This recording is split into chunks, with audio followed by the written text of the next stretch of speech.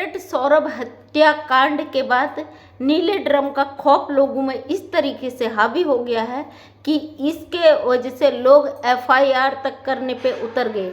जी हाँ, आपने बिल्कुल सही सुना। आज की जो मैं आप यहाँ पे सच्चाई बता रही हूँ वो सौरभ जो मेरठ वाला केस है उसी से जुड़ी हुई है।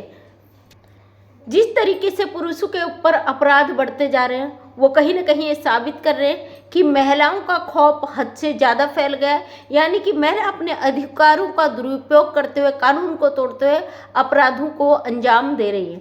उसका उदाहरण है मेरठ का मुस्कान साहिल केस, जिसने अपने पति के 15 टुकड़े करके ड्रम में डालकर ऊपर से सीमेंट से उसे बंद करके रख दिया। 6 साल की बच्ची ने खोला राज कि किस तरीके से मुस्कान ने अपने पति को काट कर ड्रम में रखकर खुद हनीमून मनाने चले जाती 15 दिनों के लिए। ये खौफ कहीं ना कहीं पुरुषों के दिल पे हावी हो चुका है। कहीं पे इसको कॉमेडी के रूप में लिया जा रहा है, ड्रम लेकर उसकी कॉमेडी वीडियो बना के डाल रहे हैं, कोई जिंदगी से चला गया। तो बहुत शर्मनाक, बहुत दर्दनाक ये मामला हमारे देश के लिए बड़ा शर्मसार करने वाला मामला है।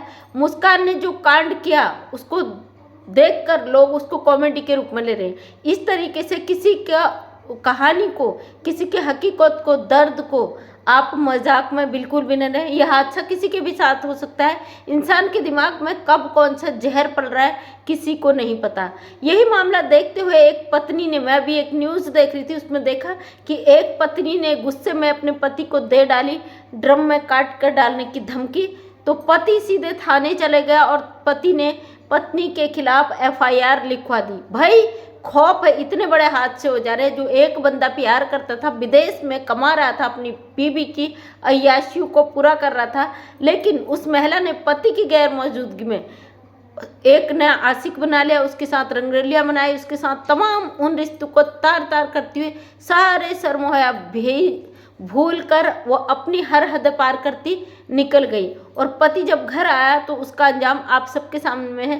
पूरी दुनिया में आज चर्चा का विषय बना है मुस्कान सौरभ केस। साहिल और मुस्कान दोनों प्रेमी प्रेमिकाओं ने मिलकर एक पति की हत्या कर दी, उसे ड्रम में सील पैक कर दिया। और जब मामला खुला तो पूरी दुनिया में बवंडर मच चुका और जितने भी पति थे वो खौफ खाने लगे महिलाओं से।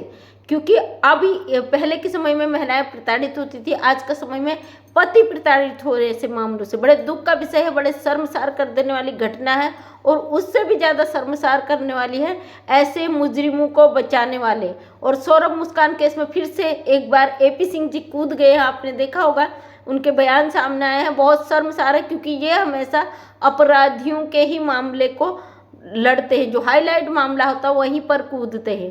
तो आज जो मैंने न्यूज़ देखा उसमें पति को जैसे ही उसकी पत्नी ने धमकी दी, ड्रम मंगाने की धमकी दी, तो पति गया सीधे थाने। पति ने एफआईआर कर दी अपने पत्नी के खिलाफ। क्योंकि आज का समय जो महिलाएं जिस तरीके से इनलीगल रिश्ते में, गलत रिश्ते में पढ़कर अपने रिश्तों को शर्मसार कर रही, अपने 6 साल की बच्ची को मुस्कान ने नहीं देखा, जो हमारे समाज के लिए एक डूब मरने जैसा विषय है। आज की परवरिश, आज का जो समय है, आज का इंटरनेट है, वो किस दिशा में जा रहा है किसी को नहीं पता। यहाँ पे इंसान नहीं जानवर बन चुका है। इंटरनेट जितनी तेज़ी से तरक्की कर रहा उतनी ही तेज़ी से लोगों के विचारधाराओं में गंध भर तेजी से पनप रहा है। कहीं ना कहीं विचारधारा हमारे समाज को खोखला कर रही है, हमारी सभ्यता संस्कृति को तार तार कर रही है। आज के युग का बच्चा बच्चा नहीं रहा, वो एक अपराधी, एक क्रिमिनल अपराधी बनता जा रहा है। इस समाज को जितने हम सुधारने की कोशिश करते हैं उतना ही देखते हैं कि यहाँ पे तेजी से अपराध बढ़ रहे हैं। कहीं ना कहीं अपराध लोगों के दिलों में खौफ पैदा कर रहे हैं। मैंने कई लोगों से पूछा जो आज के नवयुवक थे, तो नवयुवकों का, बहुत सारे लोगों का ये कहना था कि हम शादी के नाम से अब डरने लगे क्योंकि अपराध इस तरीके से आ रहे। बहुत सारे लोग लव मैरिज कर लेते हैं, रिश्तों को जानते पहचानते हैं, उनमें एक बॉन्डिंग होती है। लेकिन जहाँ अरेंज मैरिज हो रही, माँ बाप की मर्जी से हो रही, वहाँ पे बहुत सारी ये चीज़ें देखने को मिल रही है। लड़की दबाव में शादी कर लेती माँ बाप की मर्जी से, बाद में प्रेमी का कत्ल कर देती। कुछ ऐसी घटनाएं हो रही हैं जिसको देखकर आने वाले भविष्य के लिए बड़ी चिंतित है हम लोग। बड़ा चिंता का विषय है क्योंकि समाज किस दिशा को जा रहा है कुछ नहीं पता। जो हम अपने बच्चों को संस्कार देते हैं, क्या वो संस्कार आगे भी रहेंगे, ये समाज के बीच में जाके वो संस्कार धराशायी हो जाएंगे। तो दोस्तों, किस तरीके से अपने संस्कारों को बचाया जाए, किस तरीके से अपनी सभ्यता की रक्षा की जाए, ये सोचकर बड़ा दुख होता है। और आप देख रहे हो, जब से हमारे देश में अवैध घुसकर एक महिला आई है 4 बच्चों को लेके, प्यार का नाम लेकर, तब से ये अपराध और भी 10 गुना तेजी से इनमें बढ़ोतरी हो रही। बहुत सारे ऐसे मामले आए हैं जो समाज में देखने सुनने के काबिल नहीं है, लेकिन क्या करें, ये हमारी एक मजबूरी ही समझिए इसको। हम एक हाथ पैर कटे जिसे मुर्दा लाश बन के अपने ही देश में अपराधों को सहने पर मजबूर हो गए। न जाने कब ये व्यथा खत्म होगी, कब ऐसी दुर्दशा खत्म होगी। आज के टाइम में पुरुषों के दिल में बहुत तेजी से खौफ बढ़ता जा रहा है कि महिला एक अपराधी का रूप धारण कर रही है। जानती हूँ बहुत सारे लोगों के मुझे कमेंट होंगे, कहेंगे आप महिला होकर महिला के विरोध में बोल रहे हैं। जी हाँ, बिल्कुल बोल रही हूँ, क्योंकि जहाँ पे अपराध महिला करती है वो महिला अपराधी, जहाँ पे पुरुष अपराध करता है मैं उस पुरुष के भी विरोध में रहती हूँ। अपराधी कोई महिला पुरुष नहीं होता, एक क्रिमिनल माइंड होता है। उस माइंड को सपोर्ट करना सबसे ज़्यादा क्राइम है, क्योंकि हम अगर अपराध को अपराध की तरह देखें तो व्यक्ति को मुजरिम ही से देखेंगे, ना कि महिला पुरुष।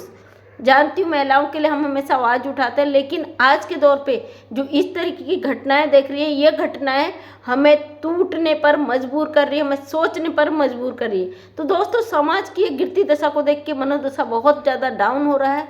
लोगों के जो सोच है वो गलत दिशा को जा रहे हैं। हम भी बहुत दुखी हैं। आने वाले समय में हमारे देश का भविष्य न जाने कौन से गर्त में होगा। क्या हम इन अपराधों को रोकने में थोड़ा सा भी अपना योगदान दे सकते हैं? आपके आजू बाजू कहीं पे भी इस तरीके की आपराधिक घटनाएं हो रही हैं, तुरंत उसको संज्ञान में लीजिए, तुरंत उस पर नज़र रखिए और तुरंत अपने आजू बाजू इस चीज़ की बात करें और उस चीज़ को छुपाने का प्रयास बिल्कुल भी ना करें। आपके आसपास कहाँ पे अपराध पनप रहा है इसका कोई भी अंदाज़ा नहीं लगाया जा सकता। हो सकता है हमारी एक सतर्कता से, हमारी एक सावधानी से हम किसी एक ज़िंदगी को बचाने का प्रयास कर सकते हैं। अपना ये प्रयास जरूर जारी रखें, क्योंकि आज के समय में जिस तरीके से तेज़ी से क्राइम बढ़ रहा है तो ये बहुत बड़ा सोचने का विषय है। आज के समय में लोग सोचते हैं अगर हमारे सामने कुछ हो रहा तो हमारा क्या लेना देना।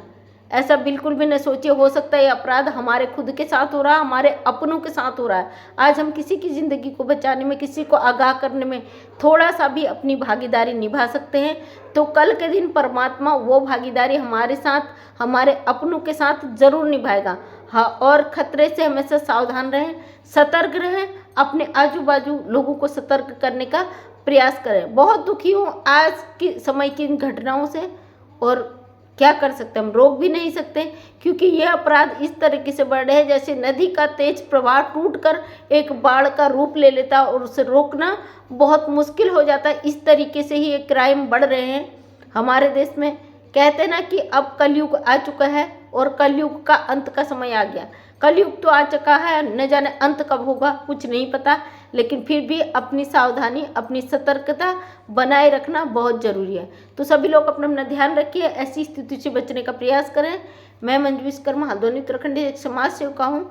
अपने वीडियो के माध्यम से हमेशा सच को यहाँ सामने रखने की कोशिश करती हूँ। उम्मीद करती हूँ वीडियो पसंद आया होगा। अगर पसंद आया तो लाइक शेयर कमेंट करें। पुरुषों की इस दुर्दशा को देखते हुए मुझे लगा कि भाई इन चीज़ों को समाज के बीच शेयर करना बहुत ज़रूरी है। तो थैंक यू सो मच, दिल से सभी का धन्यवाद।